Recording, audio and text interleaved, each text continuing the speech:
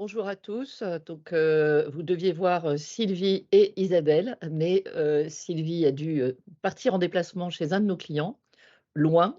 C'est pour ça qu'elle ne pouvait pas faire de visio. Elle a un bon petit décalage horaire. C'est moi qui la remplace. Je suis donc Sandrine Raffin. Je suis la fondatrice de la Link Up Factory. Je suis ravie de faire cette présentation ce matin avec Isabelle. Bonjour à toutes et à tous, Isabelle Donat, directrice générale associée chez LinkUp. Ravie d'être avec vous, pour, vous partager, plein de choses autour, de la marque engagée. Alors, je vais partager mon écran et le format ce matin, si ça vous convient, on va partager avec vous un peu nos réflexions. Vous allez voir, on part de beaucoup d'exemples en fait, hein, notre méthode. Je vais faire une petite présentation au début, bien sûr, de LinkUp, et de la méthode et notre vision hein, sur les leviers de la différenciation. Ensuite, on va vous partager des exemples, soit des travaux qu'on a pu faire pour nos clients, soit des exemples qu'on trouve intéressants, même si c'est pas nous qui avons travaillé sur les sujets. Et puis on terminera par, quelle méthode pour arriver à ces objectifs que nous présentera Isabelle et puis, la possibilité pour vous, soit dans la conversation au fur et à mesure de poser vos questions, soit en fin, de présentation. On va essayer de faire ça en à peu près, 45 minutes pour qu'on puisse avoir, une discussion ouverte, avec vous. On n'est pas trop nombreux, je pense. Il y aura la possibilité en levant la main. Je crois que maintenant, tout le monde a l'habitude. Voilà, je partage mon écran pour commencer sans plus tarder la présentation. Julie, tu me confirmes que, tout le monde voit Oui, on voit l'écran? bien ton écran, Sandrine, c'est parfait. Voilà, RSM, responsabilité sociétale de la marque, hein, c'est vraiment un terme, qui a commencé à être utilisé vers, 2015-2016. Je pense qu'aujourd'hui, il n'est pas forcément on parle souvent de marque engagée, également, c'est vraiment cette idée de voir comment intégrer et créer de la valeur à partir de l'engagement de la marque, et peut-être des fondamentaux de la RSE. C'est ça, ce dont nous allons parler ce matin, pour justement créer de la différenciation dans un marché où les marques en parlent de plus en plus, que ce soit en B2B ou en B2C. Et on a essayé d'avoir une variété d'exemples parce que c'est vraiment un enjeu finalement et non plus juste une opportunité qui touche aujourd'hui toutes les marques et à notre sens dans tous les métiers. Alors.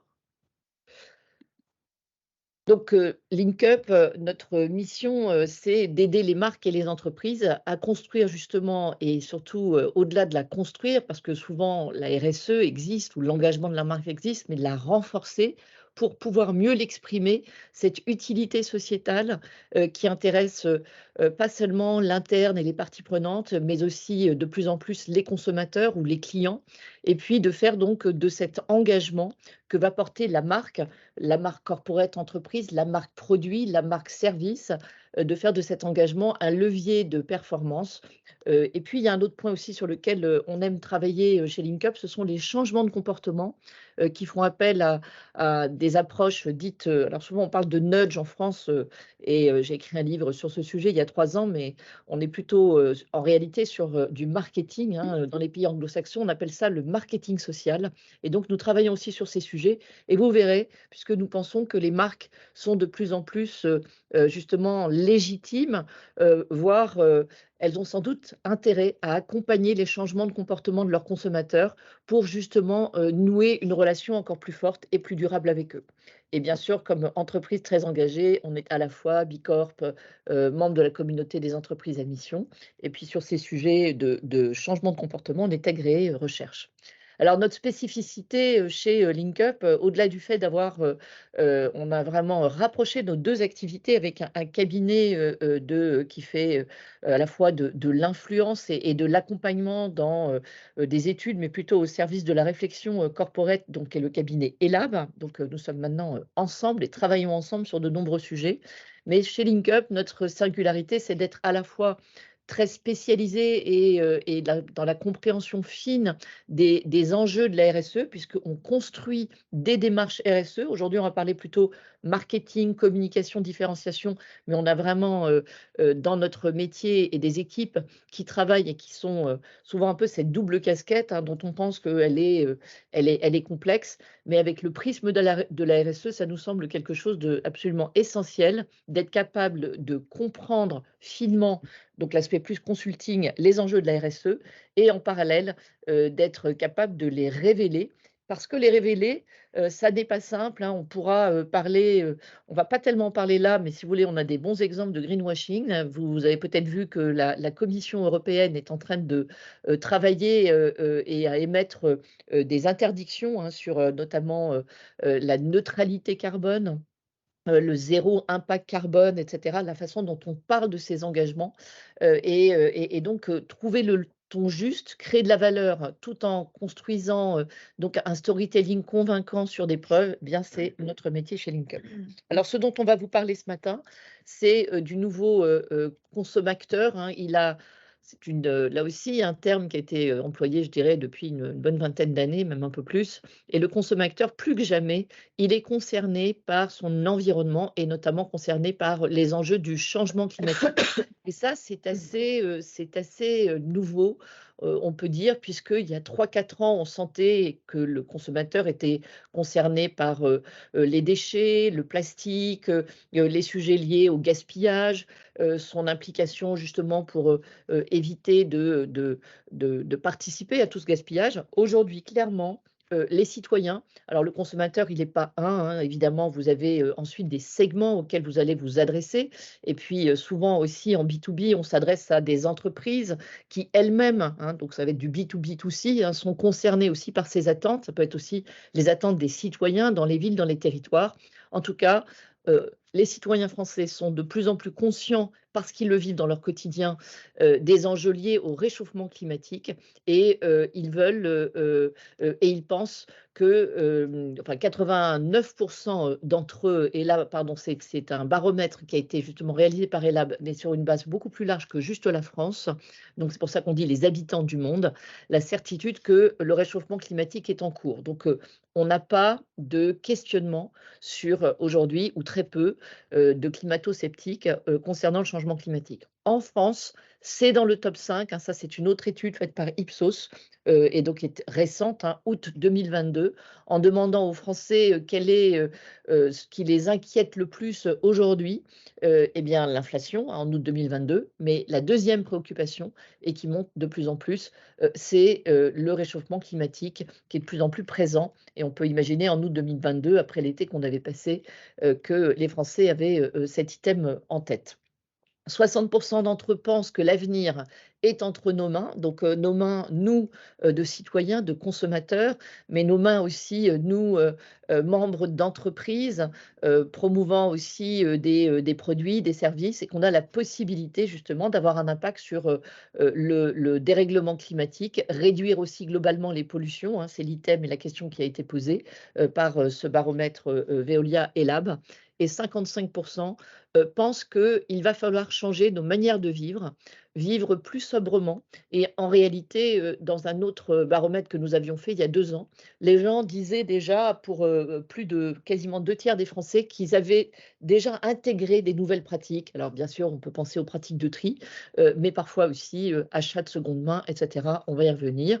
Et, et que également, puisque c'est pas, on ne s'oppose pas, on peut vivre plus sobrement, et les solutions technologiques ne vont pas nous apporter aussi des capacités à réduire nos impacts. Il y a vraiment cette combinaison de perception qu'on est à la fois dans la nécessité d'innovation, et on va vous présenter des innovations de marque ce matin très intéressantes, mais également la nécessité de bouger notre manière de consommer. Voilà, alors nos consommateurs, nous on aime bien cette notion de bien-être durable. Ils sont donc en quête de bien-être durable. Ça veut dire quoi leur bien-être durable? C'est qu'ils ne veulent pas, sur l'autel du climat, se dire: «Beh, on ne va plus se préoccuper de la qualité de vie, de progresser dans nos modes de vie». Mais le bien-être durable, ça passe aussi par le fait de minimiser son impact, de maximiser sa contribution tout en se faisant plaisir.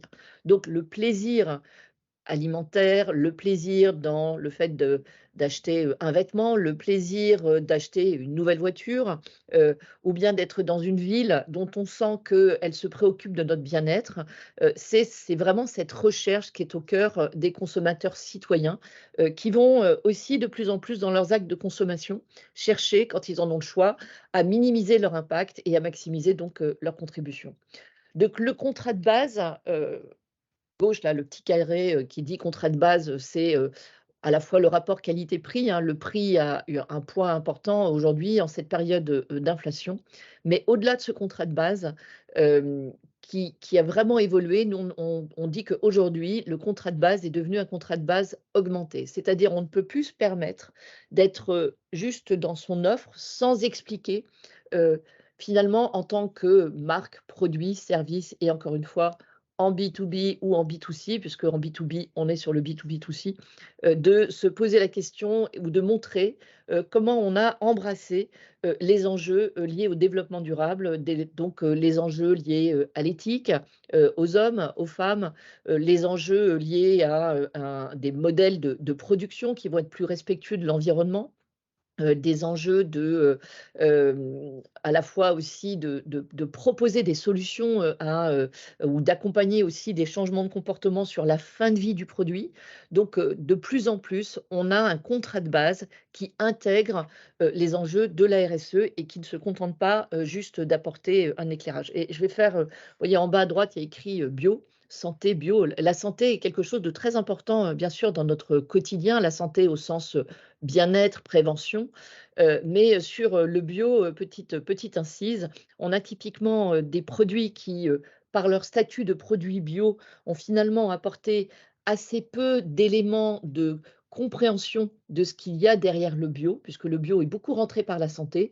Et voilà des produits qui aujourd'hui se trouvent un peu déstabilisés, puisque finalement entre un produit sans pesticides, dans, l'offre alimentaire et un produit bio, quelle est la différence? Si on n'a pas amener le consommateur à se rendre compte de la valeur créée par les actions de l'entreprise en mettant ou en proposant des produits, bio, et bien finalement on est trop fragile sur ce nouveau contrat de base, cette attente d'avoir des produits qui sont réellement, contributeurs.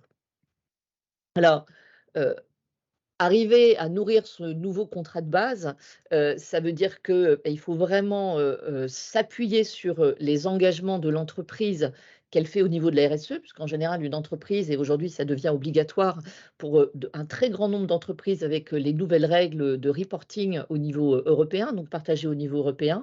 Donc il faut que la stratégie RSE soit solide et à partir de cette stratégie RSE, on va pouvoir concrétiser, construire, vraiment à l'échelle de la marque et en fonction de son ADN, on va revenir là-dessus, comment la marque peut se nourrir des engagements RSE de l'entreprise pour créer de la valeur. Donc c'est pour ça qu'on dit, ça veut dire aller jusqu'au bout de l'engagement, venir répondre aux attentes des consommateurs. Ils vont pas aller lire, les, reporting RSE de l'entreprise, sur, un site internet corporate. Ils ont besoin de sentir dans les produits, dans les services, encore une fois, la prise en compte des notions, sociales, sociétales, environnementales et donc comment les rendre ces notions concrètes, sachant qu'elles sont un peu complexes, donc c'est un peu ce dont on va vous parler, ce matin.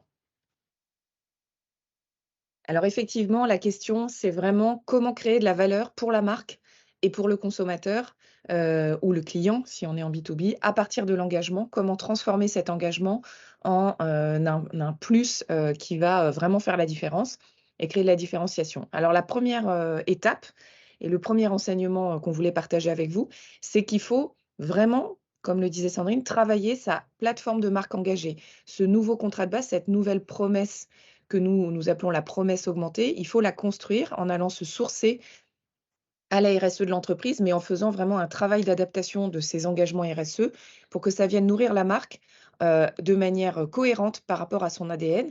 Et le premier exemple qu'on voulait vous partager, c'est celui du Petit Marseillais parce que c'est vraiment, un très bon exemple d'une approche holistique de la RSM, de la stratégie de marque engagée, qui a permis une mise en cohérence de la plateforme historique de la marque avec, des engagements qui sont aujourd'hui complètement mandatory sur le secteur des cosmétiques et sur le secteur des gels douche, qui est leur plus gros segment. Alors, le Petit Marseillais, c'est une marque qui existe depuis de nombreuses années, dont la promesse a toujours été autour de la Provence, autour des senteurs de la Provence, avec toute une aura de naturalité qui finalement, dans les prémices de la marque, n'était pas si forte que ça. Et donc, on avait finalement dans ce produit de la Provence que l'imaginaire, les senteurs, l'habillage publicitaire, etc. Et la marque était, comme beaucoup de marques de son secteur, et c'est une marque très accessible, hein, vendue en GMS, avec pas du tout de travail sur la naturalité, puisque ça n'était pas une attente des consommateurs dans les années 90, comme ça l'est aujourd'hui. La marque a fait un énorme travail. Donc, c'était une marque leader, hein, leader de la douche, avec un positionnement très, très centré sur la sensorialité, sur le plaisir, sur des senteurs avec voilà, quelque chose de très fort autour de la Provence, mais pas de réalité tangible derrière. Aujourd'hui, la marque a fait un travail très, très, très approfondi et très global, d'abord sur la formulation de ces formules, pour aller vers des formules extrêmement naturelles, avec un approvisionnement beaucoup plus local, centré sur la Provence. Aujourd'hui, 95% des ingrédients des produits du Petit Marseillais viennent de la Provence ou du bassin méditerranéen. Donc, il y a eu vraiment un travail très, très approfondi sur l'origine des ingrédients, avec un nettoyage des recettes aussi. On a 98% d'ingrédients d'origine naturelle dans la plupart des gels douche. Donc, une transparence sur la composition, et c'est une marque qui communique très fortement sur ces sujets-là, avec vraiment un plan de communication à 360 sur ces 10 ingrédients et seulement, qu'on va retrouver dans pas mal de leurs copies publicitaires, les 98 ou 92% d'origine naturelle selon les produits qui sont très mis en avant. Et sur leur site, il y a un travail de pédagogie, hein, on parlait de pédagogie juste avant sur le bio, il y a un travail de pédagogie très important sur chacun de leurs ingrédients. Où est-il cultivé? Comment est-il récolté? Et aussi sur les ingrédients qui restent non naturels dans les recettes, comme les parabènes ou certains autres ingrédients, avec une explication de la raison pour laquelle on va retrouver ces ingrédients dans les formules. Donc, un effort de pédagogie vis-à-vis du consommateur, une mise en avant de l'effort de naturalité fait sur les formulations et sur les recettes, dans la communication publicitaire. Et c'est un engagement que la marque a fait de manière holistique, comme je le disais tout à l'heure, puisqu'elle a fait aussi un très, très gros travail sur ses emballages. Donc, on va se concentrer sur le produit, mais aussi sur le contenant, puisque la marque a mené plusieurs chantiers en parallèle sur ce sujet très épineux des emballages plastiques, puisque la marque a lancé un gel concentré il y a maintenant 3 ans, qui permet des économies très fortes de plastique, hein, puisqu'on va avoir l'équivalent de 400 ml dans un format 100 ml. Elle a lancé il y a très peu de temps les éco-recharges. Elle fait des tests sur le vrac. Elle est engagée avec la Fondation Ellen MacArthur sur ce sujet de la réduction des emballages plastiques. Et elle s'engage aussi pour son terroir, pour la Provence, à travers un programme d'agriculture durable et de soutien aux producteurs locaux. Donc, on voit bien qu'on a un engagement qui permet de réaligner le discours de la marque autour de la Provence, autour de cet imaginaire, avec la réalité de ses actions, avec des formules qui vont vraiment se sourcer localement, qui vont vraiment soutenir les productions locales et qui vont protéger le terroir provençal et méditerranéen. Et un travail qui s'étend à tous les impacts de la marque, puisqu'on a un gros travail aussi sur les emballages. Donc, c'est un exemple très intéressant de réalignement, on va dire, de la plateforme de marque engagée avec la plateforme de marque originelle, parce que tout ça, et on le voit très bien dans les copies publicitaires, tout ça s'est fait sans se renier, et vraiment en continuant à raconter le même discours autour de la sensorialité, autour de l'inspiration provençale. Donc, on a vraiment une continuité, mais une remise à niveau de l'engagement de la marque par rapport à son discours existant. L'autre exemple intéressant sur une démarche RSE qui va venir infuser les marques, et comment on va venir se servir au niveau de la plateforme de marque, de l'engagement de la marque, c'est tout le travail fait par le groupe Bell, donc le groupe qui possède de nombreuses marques de fromage bien connues, comme la vache qui rit, Kiri, Mini Babybel, que vous connaissez probablement toutes et tous. Bell a fait un travail au fil des années, et on les a accompagnés sur ce travail, de co-construction de tout leur engagement sur l'amont laitier, avec une démarche amont laitier internationale, hein, qui est à l'échelle mondiale et qui porte sur tout leur bassin de production laitier dans le monde. Un travail qui a été mené conjointement avec les éleveurs partenaires et avec le WWF, et sur lesquels on a eu l'opportunité de travailler. Donc c'est une démarche qui concerne toutes les étapes et tous les aspects de l'amont laitier, avec notamment un engagement très fort sur le fait de favoriser le pâturage là où culturellement il existe, là où il est possible de le promouvoir. Et cette charte amont laitier est vraiment venue nourrir la prise de parole des marques. Donc elle est vraiment venue infuser les marques Kiri, Mini Babybel, Boursin, que vous voyez là à l'écran, avec des prises de parole en multimarque et des prises de parole en monomarque, hein, en marque toute seule, notamment l'engagement pâturage, l'engagement aussi sur la juste rémunération des agriculteurs, puisqu'il y a un engagement très fort sur le prix du lait, notamment en France, de la part de Bell. Et c'est des engagements qu'on va retrouver, alors soit dans des communications en multimarque comme on le voit là, soit sur le pack, hein, vous voyez là l'étiquette de Mini Babybel, où on va retrouver vraiment tous les engagements sur le pâturage, le plein air, le soutien aux producteurs locaux, l'engagement pâturage qui est un petit macaron là qu'on retrouve sur la plupart des produits Bell aujourd'hui, très mis en avant et qui va avoir vraiment une aura de naturalité, une aura qui va faire le lien entre l'amont laitier et le produit. Donc pour le consommateur, ça apporte beaucoup que d'avoir cet engagement pâturage qui est décrypté, qui est expliqué. Et puis on va voir dans l'exemple de Mini Babybel comment c'est venu infuser la saga publicitaire et venir raconter au niveau de la communication grand public l'engagement amont laitier de la marque. C'est un travail qui a été fait sur la plupart des marques, notamment sur les marques enfants. Là, on va voir un exemple sur Mini Babybel. Vous connaissez cette direction les Pays de la Loire. C'est d'ici que vient notre bon lait. Et vous voyez cet éleveur? S'il a le sourire, c'est parce que son lait est payé au prix juste toute l'année. Voilà le secret pour devenir un super suisse. Retrouvez tous nos engagements sur ribambelle.com. Et en ce moment, tentez de gagner des week-ends pour découvrir nos pâturages vus du ciel.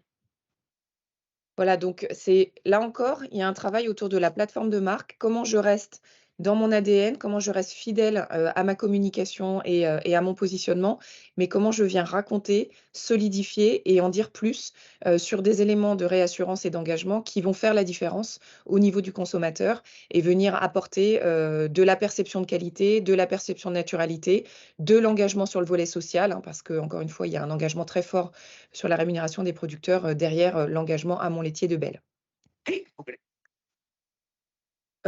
Alors, ce qui est très important aussi, c'est de savoir à quel niveau on met l'engagement dans la plateforme de marque. Nous, on est amené à travailler sur différentes marques. Et quand on travaille sur une plateforme de marque engagée, on va se poser la question du niveau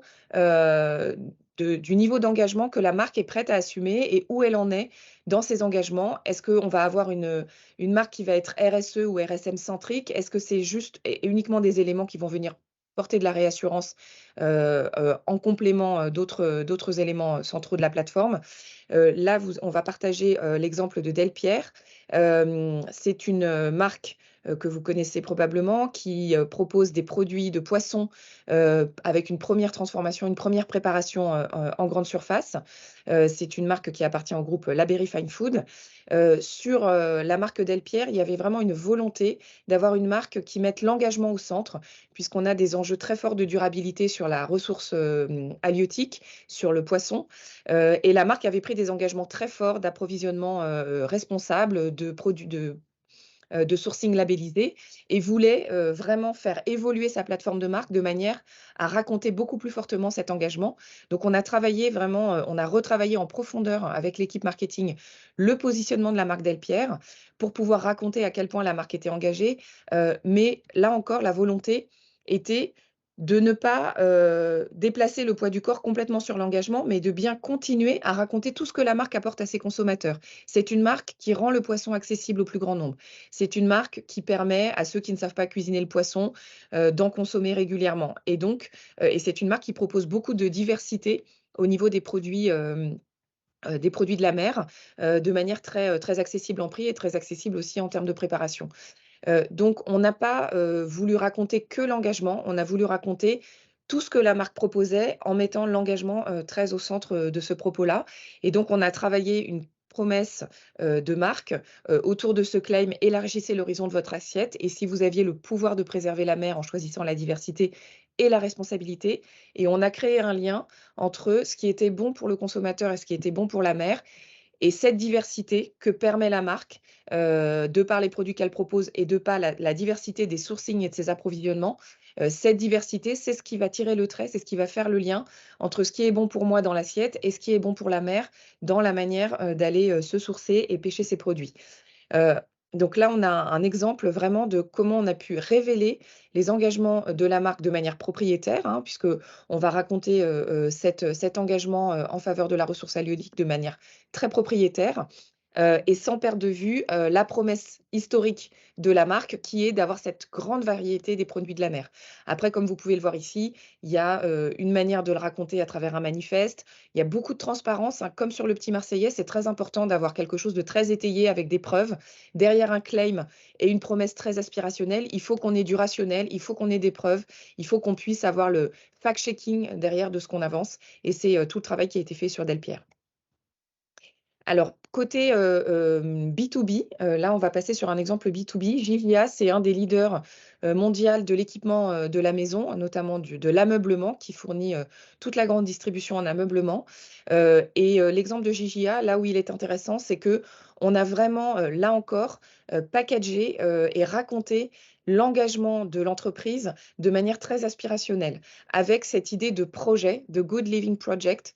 Donc, c'est vraiment aller au-delà de juste révéler ses engagements, mais raconter une histoire autour de l'engagement, encapsuler cette démarche d'engagement dans un projet d'entreprise qui va en plus embarquer les clients, puisque la manière dont on a révélé pour Gigea le projet, c'est de le nommer de cette manière-là, mais c'est aussi de développer un certain nombre de supports de communication qui vont raconter toute la charte d'engagement, et on l'a appelée charte de l'offre parce qu'on raconte à chaque étape de production la manière dont l'entreprise va solidifier sa manière de faire, va s'engager, que ce soit à l'étape de fabrication, dans le choix des matières, dans la gestion des échantillons, dans les emballages, mais aussi dans l'usage. Comment vraiment accompagner aussi le bon usage par les clients et les consommateurs finaux, et travailler aussi sur la fin de vie. Donc, on a une vision très globale de l'engagement, et on le raconte encore une fois de manière très étayée à partir de 10 axes d'amélioration et de progrès pour pouvoir raconter à la fois une histoire aspirationnelle avec The Good Living Project, mais quelque chose de très tangible et de très étayé qui va toucher tout le cycle de vie du produit. Et c'est très rassurant pour les clients de Gigea, qui vont pouvoir se réapproprier une partie de ces engagements et qui vont venir nourrir leur propre feuille de route vis-à-vis de leurs consommateurs finaux. Alors, on a parlé un peu de storytelling. C'est très important d'avoir un storytelling facile à s'approprier pour les clients, mais aussi pour les équipes commerciales. C'est tout le travail qu'on a fait avec Rhum JM, qui est une marque de rhum de spécialité très, très premium, une petite marque martiniquaise de rhum, qui a un engagement très fort, très ancré avec son terroir local en Martinique, et avec tout un travail sur l'économie circulaire. C'était des informations assez techniques qu'il convenait de révéler à l'ensemble de ses publics cibles. Et donc, pour Rhum JM, tout le travail a été de savoir comment on pouvait raconter cet engagement en faveur de la terre, en faveur de l'écosystème local, en faveur aussi de la qualité du produit. Et l'idée, c'est de venir nourrir la préférence produit et donc la perception de qualité. Et donc, pour Rhum JM, on a travaillé un nom de démarche qui s'appelle la démarche Eden, qui fait vraiment référence à cet écrin de verdure dans lequel est cultivée la canne à sucre, et au pied de la montagne Pelée, là où se trouve la distillerie. Donc, on a défini un nom de démarche, on a structuré les engagements en 3 piliers pour qu'ils soient beaucoup plus faciles à raconter, parce qu'il y avait beaucoup d'engagements, beaucoup de choses qui étaient faites, mais assez peu appropriées par l'interne et difficiles à véhiculer jusqu'aux clients. Raconter ça dans un manifesto, évidemment. Et puis, travailler tout un tas d'outils pour pouvoir permettre, notamment aux équipes commerciales, de raconter tout cet engagement en faveur de la terre, hein. Ils ont vraiment un engagement très fort pour le terroir local. Et donc, on a développé notamment des petites capsules vidéo. Je vais vous en passer une. Des petites capsules vidéo qui ont d'abord été lancées en relation presse et puis ensuite qui ont servi à équiper les équipes commerciales. Petite insiste sur les équipes commerciales, c'est une cible très importante, enfin c'est un public très, très important, un public relais très important, qu'il faut équiper avec, un discours approprié, pour leur permettre de partager avec les clients, ces engagements RSE, sujets sur lesquels, ils ne sont pas toujours à l'aise. Donc on travaille beaucoup des outils, comme vous le voyez ici, hein, on a des outils pour la presse, mais on a aussi, tout un dossier, pour la force de vente.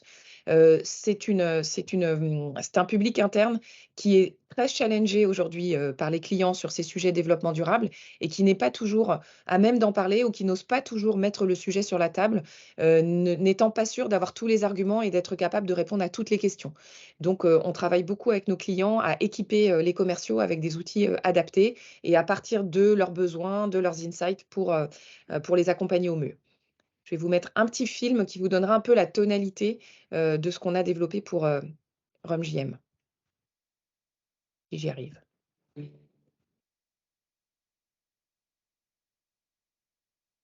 Travail agricole complet, c'est un travail de surface. Mais la vie agricole, elle se passe sous la terre. C'est ce qui passe, c'est toute la biodiversité qu'on trouve à terre, toute la vie écologique, du petit ver du terre, de la nodule, de toutes les interactions qu'il va y avoir entre les éléments fertilisants naturels. Pour éviter de mettre des produits, on utilise de la bagasse, qui est le résidu de la canne broyée. Et ce produit fini est utilisé pour nourrir le sol et empêcher la pousse de mauvaises herbes.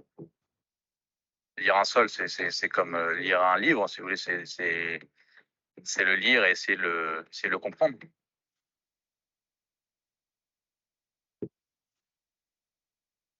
On n'avait pas la musique, Isabelle, c'est bizarre. Alors que le partage tout à l'heure s'était bien passé. Bon, normalement, il y a une petite, pour vous prévenir qu'il y a une petite musique quand même de fond. Ah oui, ça s'est déconnecté, on ne sait pas pourquoi. Alors, pour les... Bon, il y avait des paroles aussi, il n'y avait pas que de la musique. Bah oui, c'est pour ça. Bon, Bon, c'est pas grave. comme c'est Mais pas très long, on pourra le remettre vous à la avez- fin vous- s'il faut. Ouais. Si on a le temps, je vous la repasserai. En tout cas, l'idée vraiment, c'était de faire de la vulgarisation autour d'un sujet compliqué qui est par exemple la santé des sols et le retour à la terre des déchets de production. On a comme ça une dizaine de petites capsules vidéo très courtes qui expliquent, et par la voix des personnes qui font, hein, l'idée c'est aussi d'incarner l'entreprise, de montrer les hommes et les femmes qui chaque jour s'engagent et à travers leurs actions quotidiennes font vivre en fait les engagements de l'entreprise. Donc on a travaillé comme ça pour RumJM toutes les étapes de production, y compris la distillation, le vieillissement, etc., en donnant la parole aux collaborateurs et de manière extrêmement simplifiée et vulgarisée.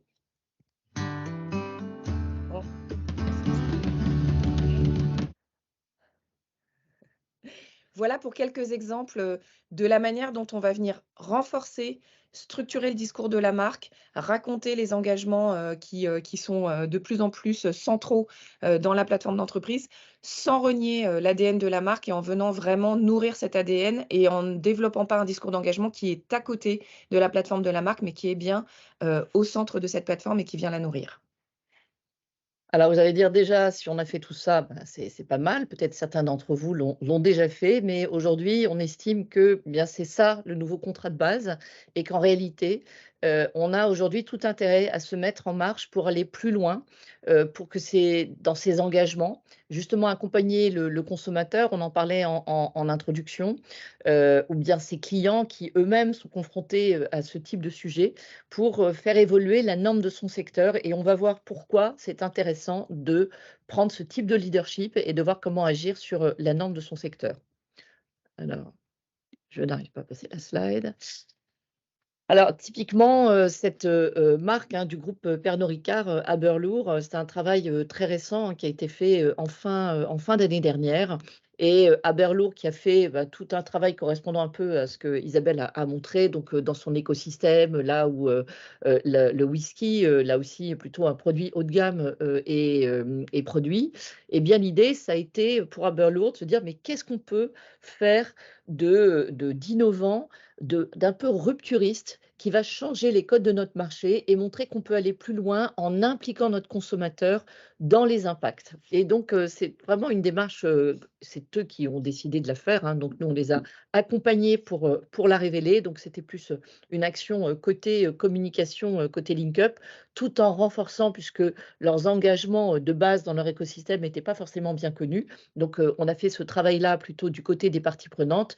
Et puis, voilà ce qu'ils ont décidé de faire. Vous avez vu la petite animation, ça a été d'enlever les étuis. Dans le marché du whisky, on est dans un marché où le code pour les cadeaux, hein, je vous parlais de fin d'année dernière, c'est vraiment de fabriquer de très beaux étuis, mais les 3/4 du temps, ces étuis ne sont pas, enfin 95% des étuis ne sont pas recyclables parce que pour être beaux, ils sont avec des matériaux composites et on a beau le mettre dans sa poubelle de recyclage, pardon, ce n'est pas recyclage.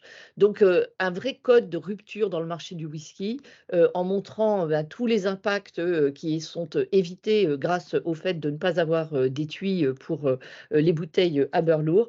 Donc, ce pari a été donc communiqué, donc bien sûr aux revendeurs qui se devaient de relayer le message, et puis également auprès des clients finaux, les amateurs de whisky, avec donc ce claim sans étui, on agit, et puis avoir de raconter les choses de façon un peu plus bavarde, dont trouver le juste ton pour pas avoir l'air aussi de donner de leçons, mais en embarquant et en expliquant comment, avec ce QR code permettant de montrer comment le fait d'éliminer les étuis a un impact réel extrêmement important et était cohérent avec tout le travail que fait la marque déjà en Écosse. Voilà, donc là, vous voyez tous les engagements qui permettaient de révéler l'approche holistique, donc tous les impacts, ça, c'est en référence à ce que Isabelle vous a partagé, et puis ce travail de valorisation auprès du consommateur assez vraiment innovante et rupturiste. Un autre exemple qu'on aime beaucoup, qui est la marque Chantel, hein, qu'on a accompagner pour formaliser et peut-être un peu mieux révéler leur démarche RSE. Mais là aussi, Chantel, du côté des équipes et de l'innovation, a affirmé un engagement encore plus fort en bousculant les codes de son marché. Alors, ils l'ont bousculé, hein, les codes du marché. Chantel, ça a été les premiers. On a beaucoup parlé de body positive, et le body positive consistant à mettre, et notamment pour les vêtements, la lingerie, mais c'est aussi vrai pour les hommes que pour les femmes, tout type d'hommes et de femmes et tout type de corpulence.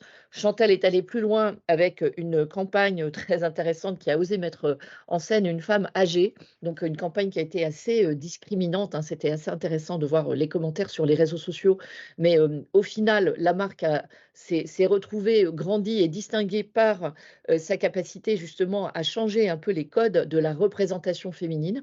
Mais là, ce dont on voulait vous parler aujourd'hui, c'est le fait d'avoir travaillé sur cette innovation de rupture, vraiment une innovation majeure, puisque les soutiens-gorge, ces messieurs le savent peut-être aussi sans doute, comportent tout un tas d'éléments, de l'élastane, éventuellement des parties aussi en métal, etc. Eh bien, les soutiens-gorge sont très difficiles à recycler et Chantel a décidé de créer une gamme.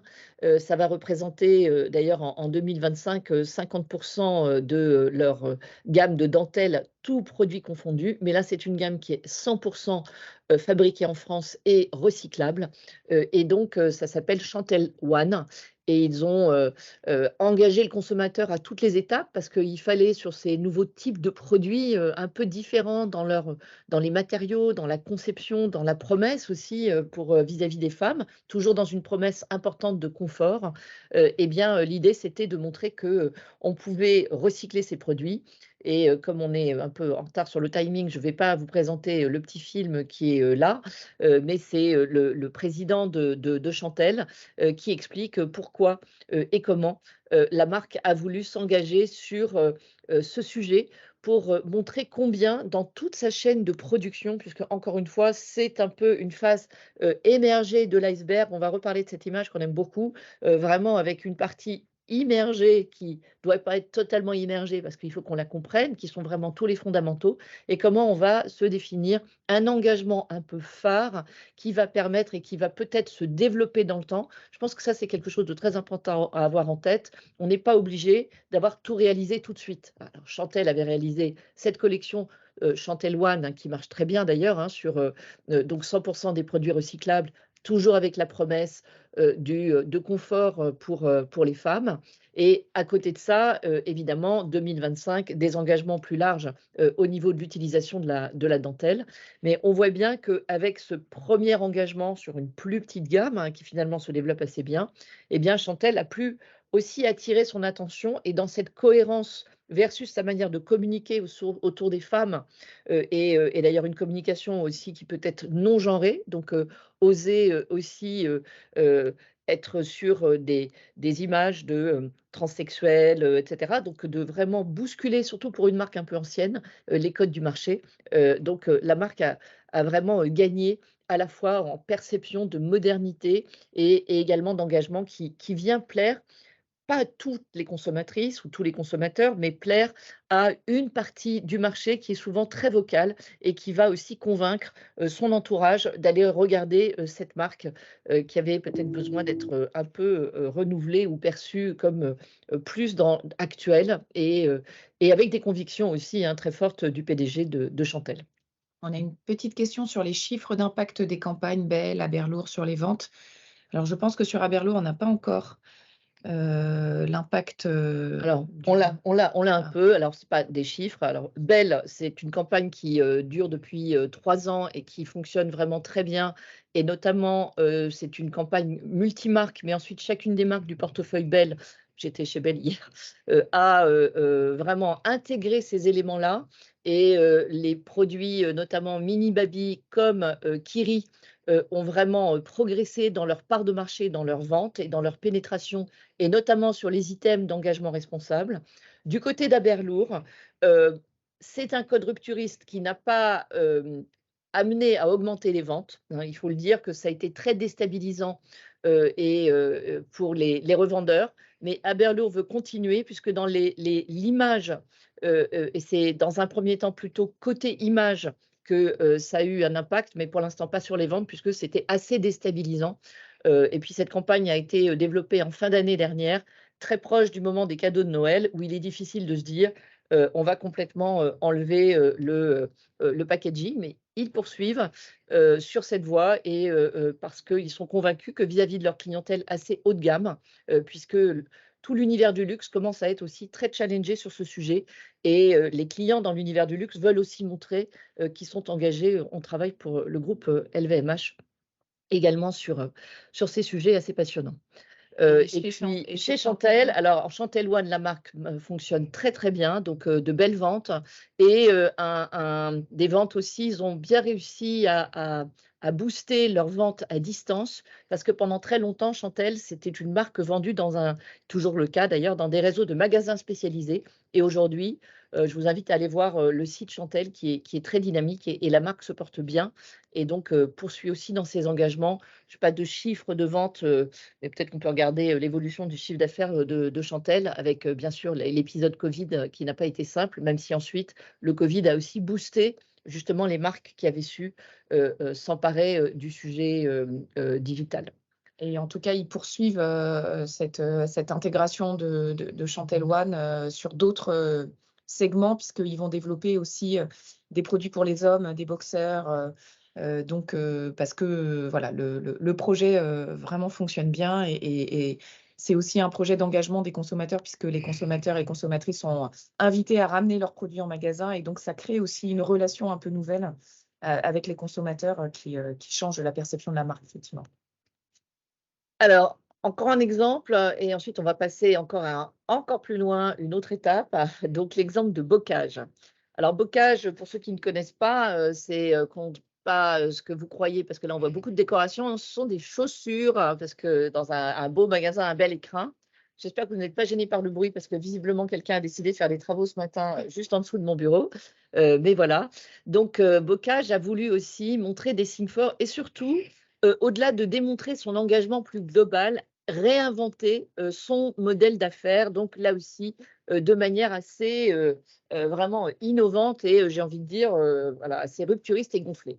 Alors vous voyez que Bocage, qu'est-ce qu'ils ont décidé? C'est de révolutionner l'univers de la chaussure, hein, et notamment en devenant un prestataire de service, une sorte de cordonnerie, Vinted, géante, puisqu'ils ont proposé à leurs clients de ne plus acheter leurs chaussures, mais de les louer. Alors bien sûr, si on va dans un magasin Bocage, on va pouvoir continuer à acheter, des chaussures, mais ils ont développé cette offre. Alors elle n'est pas passée majoritaire, hein, dans leur commercialisation, mais elle plaît à de nombreuses clientes puisqu'ils sont partis du constat que nous avions. C'est un peu le cas sur les soutiens-gorge, hein. Si on avait vu la vidéo, il y aurait 9 soutiens-gorge dans les tiroirs des femmes et 3 qui seraient utilisés en réalité. Donc, nécessité de recycler. Et là, on a beaucoup de chaussures, hommes ou femmes, dans nos placards qui dorment, qu'on ne porte pas, qu'on a plus de mal à donner visiblement que les vêtements, en disant qu'on va continuer à les porter et en même temps avoir envie d'avoir des chaussures qui sont plus dans l'air du temps. Alors, ce que fait Bocage, c'est de proposer un système de location qui permet tous les 2 mois d'avoir une paire de chaussures neuves. Les chaussures que l'on a portées neuves, on les rapporte ou on les renvoie, puisque c'est une usine qui est en France, en Vendée.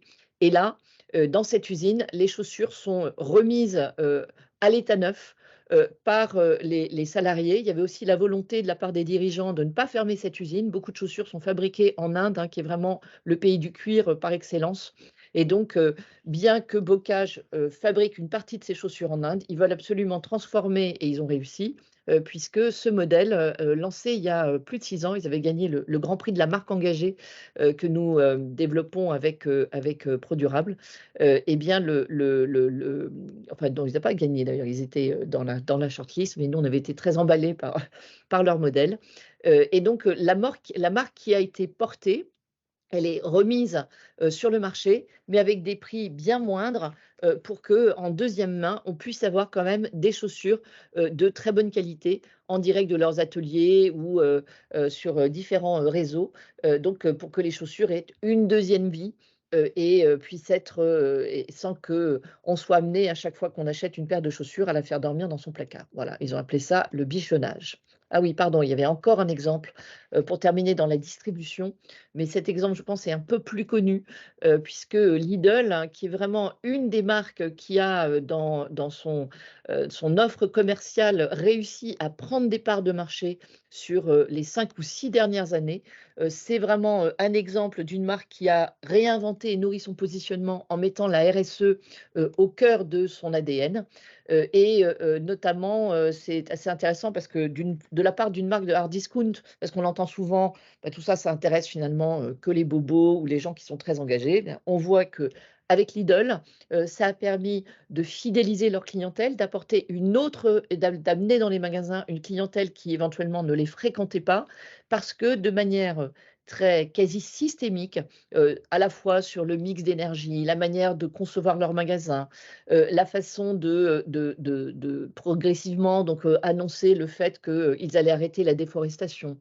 Le financement aussi de services de remplacement, ça c'est tout ce qui est mis en scène, non seulement au salon de l'agriculture, mais aussi, vous le voyez, dans leurs magasins, hein, puisque à gauche, Terre de Progrès, ce sont, des pommes de terre qui sont issues de l'agriculture régénératrice, puisque Lidl a décidé de s'engager sur, son sourcing, de fruits et légumes notamment, mais ça sera sans doute le cas sur d'autres produits, mais de s'engager sur l'agriculture régénératrice.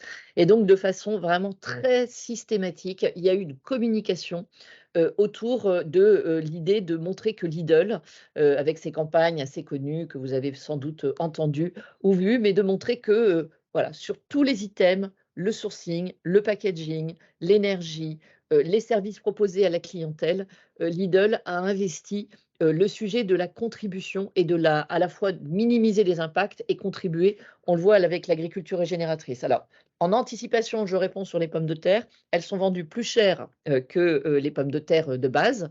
Ça n'a pas été la vente majeure, hein, j'en ai discuté avec les gens de Lidl, du rayon de pommes de terre, mais tout ça contribue dans un ensemble de signaux qui sont donnés dans le parcours client dans les magasins à montrer que ils commencent déjà à créer l'éducation du consommateur. Ils veulent aller vers l'agriculture régénératrice, qui est quelque chose dont on parle beaucoup dans l'agroalimentaire, dans les sourcings. Et donc, c'est pour eux une première étape d'embarquement de leurs consommateurs et de sensibilisation de ces consommateurs sur le sujet de nouvelles pratiques agricoles. Alors, on va terminer par Et cette les, progression et les numéro chi- 3. et les chiffres sont très bons pour le coup, Lidl et l'ensemble.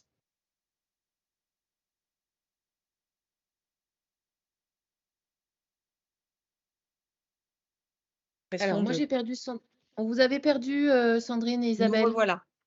Ah, Il y a eu un super. petit... Ah, c'est en bougeant, ça s'est D'accord. débranché. Voilà. Je disais Il y juste a eu un petit que Lidl avait gagné vraiment, avait fait la plus belle progression sur l'année 2022 selon les données Kantar et avait passé vraiment un cap en termes de chiffre d'affaires sur l'année dernière avec tout ce repositionnement en dehors du hard discount. Alors, on a vu que on a un petit problème d'écran. Hop, voilà. On a vu à quel point on pouvait solidifier la plateforme de marque, renforcer ses engagements et les raconter de manière aspirationnelle en lien avec son ADN de marque. Comment on pouvait aller un cran plus loin, certainement dû au pouvoir d'achat. Oui, mais Lidl est en progression depuis plusieurs années Oui. et cette stratégie est depuis au moins 3-4 ans extrêmement payante. Mais certainement que là, l'inflation a boosté, comme vous le dites, vous avez raison.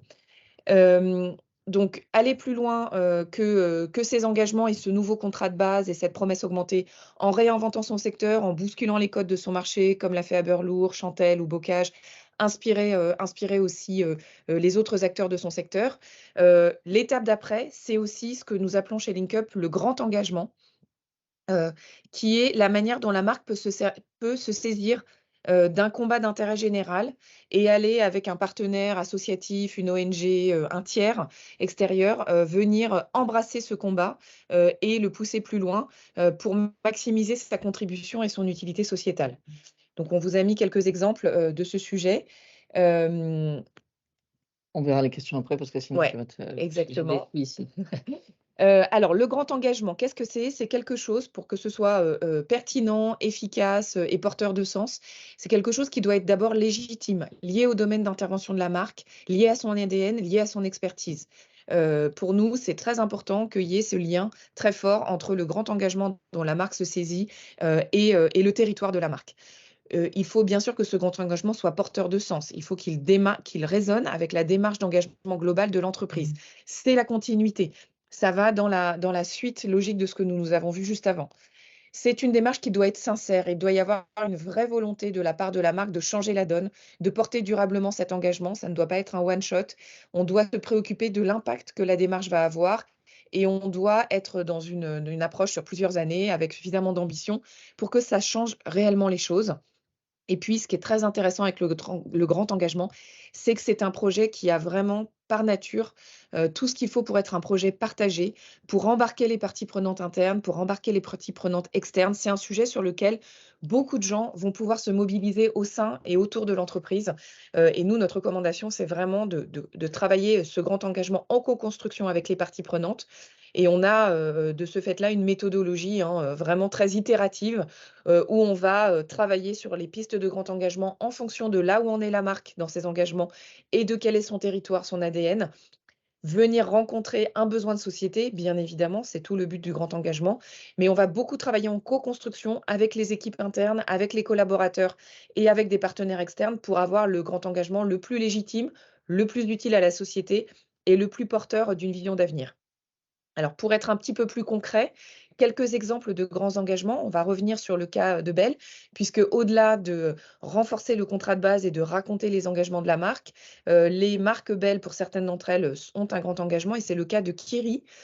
qui a endossé vraiment un engagement en faveur de la biodiversité et notamment de l'éducation des enfants, puisque c'est une marque enfant, autour de l'importance que les petites bêtes, et pas uniquement les pollinisateurs et les abeilles dont on parle beaucoup, mais tous les insectes et toutes les petites bêtes qui vivent dans la nature, dans nos sols aussi, hein, les vers de terre qui jouent un rôle très très important dans les écosystèmes, faire découvrir aux enfants et même réconcilier, on va dire, les enfants hein, avec les petites bêtes, les insectes, et leur faire comprendre à quel point ces insectes sont des gardiens de la biodiversité et jouent un rôle très important pour préserver les écosystèmes. Donc, c'est quelque chose qu'on va retrouver sur les PAC. C'est un engagement qui est partagé avec le WWF et qui a été aussi validé par le WWF au niveau des messages clés qui sont véhiculés. Et donc, il y a toute une activation très ludique autour de ces petites bêtes pour inviter les enfants à s'y intéresser, à les observer, à les compter. Voilà, avec tout un jeu sur les emballages qui est très intéressant voilà, avec des animaux, pas tous aussi sexy que la coccinelle, comme vous pouvez le voir. Mais c'est un engagement très fort et qui est très profitable hein, pour la marque Kiri, qui est vraiment venue nourrir le positionnement et l'ADN de la marque. Autre exemple, c'est l'exemple de la marque Métis que nous avons accompagnée dans le développement d'un grand engagement en faveur de la nature en ville. Métis, c'est une marque de thé glacé que vous connaissez probablement, qui a un positionnement de marque très ancré dans le végétal et dans la naturalité, hein. C'était la première marque de thé glacé à proposer des produits vraiment faits à partir d'infusions naturelles, sans édulcorants, avec vraiment une recette très naturelle. C'était très nouveau dans le rayon des thés glacés pardon, il y a quelques années. Pour aller plus loin, la marque a souhaité vraiment s'engager en faveur de la biodiversité et particulièrement en milieu urbain, puisque c'est là que se trouvent ses consommateurs. Donc, il y a eu tout un travail, on va dire, de resserrage de où on voulait faire porter l'engagement et quel type d'action on allait vraiment pouvoir promouvoir. La biodiversité s'est imposée assez vite, mais sur toute la chaîne de valeur, finalement, on a préféré être là où les consommateurs sont. Et donc, dans nos villes où on a besoin de recréer des espaces de nature pour plein de raisons, notamment la fraîcheur urbaine. Donc, c'était très naturellement que la marque est allée vers ce sujet-là et a noué un partenariat avec La Sauge, qui est une entreprise de l'ESS qui développe des fermes urbaines dans des quartiers prioritaires de la politique de la ville. Donc, il y a un volet très social aussi autour des projets de La Sauge, puisque ce sont des fermes où on va amener les habitants du quartier à venir jardiner. Et la promesse de La Sauge, c'est que tous les urbains mettent les mains dans la terre au moins 2 heures par semaine. Et donc, Métis est complètement associé à cette volonté de ramener les urbains vers la nature et vers le jardinage et a développé tout un tas d'activations, notamment un projet qui s'appelle les Lignes Vertes, qui a été lancé l'été dernier, qui va être reconduit cette année, pour inciter les urbains à faire des plantations sur leurs balcons, sur leurs fenêtres, à venir dans les fermes de la Sauge, participer à des animations. Et donc, voilà un projet qui s'étend sur plusieurs années et qui va vraiment nourrir la marque. Donc, on attend aussi les résultats de l'opération de l'année dernière, de l'activation de l'été dernier, mais c'est une opération en tout cas qui a très bien marché. Autre exemple. On va peut-être passer assez vite parce qu'il est Oui. assez connu celui-là. Oui, parce que... c'est l'exemple de L'Oréal dont vous avez probablement entendu parler, qui s'est engagé contre le harcèlement de rue avec une sensibilisation très massive et la formation, hein, très concrètement, à une méthodologie étayée et validée par des ONG pour former jusqu'à 1 million de personnes à que faire si je suis victime ou témoin de harcèlement de rue. Et c'est un engagement vraiment très fort et très intéressant, mais tout est accessible en ligne sur le site de L'Oréal Paris. Alors, je pense que juste par rapport à cet engagement-là, parce qu'on se dit, mais pourquoi L'Oréal Paris? Donc, ce n'est pas L'Oréal, hein, c'est vraiment la marque L'Oréal Paris, qui est une des marques du groupe L'Oréal. C'est une marque qui avait besoin de complètement rajeunir sa cible, une marque assez vieillissante, en tout cas dans ses consommatrices. Et le fait de se lancer dans ce programme qui se poursuit dans le temps a vraiment aidé à restaurer ou de ramener la marque un peu plus dans ce marché des cosmétiques, et notamment sur des gammes plus adaptées à une clientèle plus jeune, alors que c'était plutôt une marque un peu vieillissante parmi les marques du groupe. Donc, il y a ce grand engagement à amener la marque à dépoussiérer un peu la perception de son positionnement. sachant que c'est un combat qui a été choisi en cohérence avec les attentes des consommatrices, puisque la marque a fait une grande enquête pour savoir quel était le sujet de préoccupation et le sujet sur lequel les consommatrices aimeraient que la marque s'engage. Et c'est ce sujet du harcèlement de rue qui est remonté très fortement. Donc, en plus, ça a été vraiment co-construit avec les consommateurs, consommatrices. Dernier sujet, Culture Green, un programme qui permet à chacun de mieux comprendre les enjeux de transformation écologique, qui est un programme lancé par Veolia. C'est un quiz par semaine pendant 1 an, accessible à tous sur smartphone, sur une plateforme digitale, pour vraiment faire monter la connaissance en population générale de tous ces sujets de transition écologique, de lutte contre le changement climatique, mais aussi lié à l'eau, etc., avec vraiment la volonté d'apporter à chacun des clés de compréhension et de se développer une culture green, comme son nom l'indique. Donc, c'est vraiment un projet très fortement porté par Veolia. Comme vous pouvez le voir là sur la partie droite de l'écran, il y a eu une grande campagne il y a quelques mois en mass média pour vraiment inciter tout un chacun à aller se tester ses connaissances et en savoir plus. Et donc, c'est vraiment une plateforme de développement des connaissances, de vulgarisation d'un certain nombre d'informations. Avec de la gamification, on se teste, on cumule des points. Et c'est un projet aussi qui permet de soutenir des projets à impact, puisque en fonction du nombre de points, et l'objectif a déjà été dépassé d'ailleurs, en fonction du nombre de points cumulés, un certain nombre de projets à impact choisis par Veolia vont être soutenus sur Ulule. Donc, la participation de chaque citoyen en fait, permet de cumuler des points et de soutenir des projets à impact. Juste un petit mot, Isabelle, si tu permets, sur Veolia. Ce qui est très intéressant, c'est que Veolia, ce n'est pas du tout une marque grand public. C'est vraiment une marque B2B et leurs clients, ce sont les collectivités locales et territoriales. Et typiquement, on voit comment, au-delà de la révélation, et Veolia est un groupe engagé sur un certain nombre de choses et par essence sur le recyclage, sur le retraitement de l'eau, la fuite contre les fuites, la lutte contre les fuites d'eau, etc. Eh bien, ce qui est intéressant, c'est que cette marque, qui est vraiment une marque purement B2B, en prenant cette posture, finalement, vient légitimer le fait que certaines collectivités locales et territoriales, dans les appels d'offres, là où il y a une exigence de plus en plus importante de la part des administrés, va être perçue comme une marque engagée réellement sur le développement durable. Alors, vous l'avez compris, on travaille chez LinkUp et on croit beaucoup au positionnement augmenté de la marque. C'est une marque qui va être capable d'intégrer les engagements RSE de l'entreprise dans sa stratégie de marque, et la manière dont il faut l'exprimer est très importante. Donc, la première étape pour définir sa plateforme de marque augmentée et sa promesse augmentée, c'est de définir son discours de marque engagée. Et comme le disait Sandrine tout à l'heure, c'est un discours qui doit se passer en plusieurs étapes, en plusieurs strates. Il faut interpeller, c'est là où on va avoir un concept créatif qui résonne avec l'ADN de la marque et vraiment faire un travail classique de marketing, mais à partir de l'engagement, pouvoir interpeller et choisir quel va être le sujet phare, quel va être le combat de marque qu'on va mettre en avant et avec lequel on va marteler, répéter les choses. Et on en a vu un certain nombre d'exemples à travers cette présentation. Donc, on va avoir le sujet d'interpellation qui est le petit pingouin sur l'iceberg et c'est celui qui va attirer l'attention et qui va capter les consommateurs et qui va être mémorisé. On a sous cette interpellation, ce concept créatif, un storytelling, une histoire. L'engagement, comme tout autre sujet de marque, doit faire l'objet d'une histoire. Il faut embarquer, il faut avoir quelque chose d'aspirationnel. Il faut vraiment emmener le consommateur avec nous dans une histoire autour de l'engagement. Et quelque part, ce sujet d'engagement est très propice à raconter des histoires, parce qu'on parle quand même de notre environnement à tous, de notre avenir à tous. Donc, révéler à travers un storytelling embarquant et aspirationnel. Mais ce qui est très important, et vous voyez que c'est la partie immergée de l'iceberg et la partie la plus importante en volume, il faut avoir un discours de preuve étayé, factuel, qui recense tous les engagements.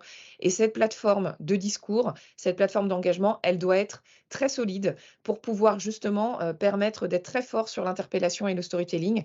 Et ce discours très solide, on le travaille avec toutes les parties prenantes de l'entreprise interne, mais aussi on le teste et on le passe à la moulinette de parties prenantes externes plus expertes, de leaders d'opinion sur des sujets santé, sécurité, développement durable, environnement. associations de consommateurs, il faut aller voir avec ce discours un peu plus technique un certain nombre de parties prenantes avant d'émerger aussi de manière très forte en grand public pour éviter le backlash et montrer qu'on a bien tout sécurisé et que ce qu'on prétend raconter en grand public, on a les moyens de le soutenir. Donc ça, c'est vraiment extrêmement fondateur dans la stratégie de marque engagée. Et comme vous avez pu le voir, et pour résumer ce que nous avons dit précédemment, il y a 3 niveaux de maturité, selon nous, derrière une marque engagée. Il y a d'abord une stratégie de marque engagée avec un contrat de base complètement repensé, une promesse de marque qui va vraiment être augmentée avec les engagements. Et pour ça, nous avons des outils propriétaires et notamment un outil d'analyse que nous appelons le SHARP, pour Sustainable Holistic Approach, Asset, Risk et Progress, qui permet de regarder vraiment où en est la marque sur l'ensemble des items de sa chaîne de valeur pour voir si elle est bien solide sur sa stratégie de marque engagée. C'est très important par rapport à cet iceberg que nous avons vu juste avant. Pousser plus loin ses engagements, changer la norme de son secteur, choisir un sujet sur lequel on va rebattre les cartes, repenser sa chaîne de valeur, son contrat avec ses consommateurs, comme on a pu le voir avec Bocage ou Aberlour. Et là, nous avons aussi un outil, nous avons un Fab Lab qui permet de co-construire avec un certain nombre de parties prenantes internes et externes une manière d'être un game changer et comment je vais pouvoir, voilà, avec l'appui de mes partenaires internes, externes, repenser les choses et sortir un peu, penser en dehors de la boîte pour changer la norme et inventer le business model de demain, puisque c'est bien de ça dont il s'agit ici, et maximiser sa contribution, avoir un impact positif sur la société. Hein. Nous croyons beaucoup chez LinkUp à la contribution sociétale, à l'utilité sociétale des marques. Et là, c'est de travailler sur ce combat, ce grand engagement où l'entreprise va pouvoir vraiment embrasser un combat d'intérêt général, aller tacler un sujet de société ou un sujet environnemental et porter sa pierre à l'édifice pour faire changer les choses. Voilà pour notre vision de la stratégie de marque engagée dans sa globalité. Et donc, on a un peu débordé, comme d'habitude, sur le temps. Mais si vous avez des questions que vous souhaitez nous poser, ben, n'hésitez pas, soit en mettant la caméra, en levant la main ou dans le chat qu'on regarde en parallèle. Même si on est juste à 1 heure, on avait dit qu'on a un petit peu plus de temps, mais on avait beaucoup de choses à vous partager. S'il y a des questions, des remarques, des critiques, n'hésitez pas. On vous écoute. Tout était clair alors.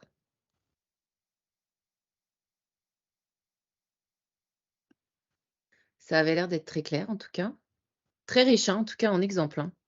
Oui. J'avais pas vu votre présentation. C'était super, Ah, tous les exemples qu'on a vus. Merci Margot pour votre remarque et très bonne journée à vous aussi. Et puis écoutez, si c'est le cas, n'hésitez pas à prendre contact, ensuite, avec nous, avec Julie, soit pour suivre les discussions, soit pour faire appel à nous. On fait ça aussi, pour que vous compreniez bien quel est le positionnement de LinkUp et comment, nous aimons et travailler avec, les marques qui nous interrogent sur ces sujets. Et on va donc, vous laisser poursuivre votre journée en vous remerciant du temps passé parce que, c'était assez long et donc visiblement vous êtes, tous, quasiment restés, jusqu'à la Oui. fin donc Tout à fait. On a eu très peu de départs. merci, Un grand merci à tous. tous et très Merci bonne beaucoup. journée.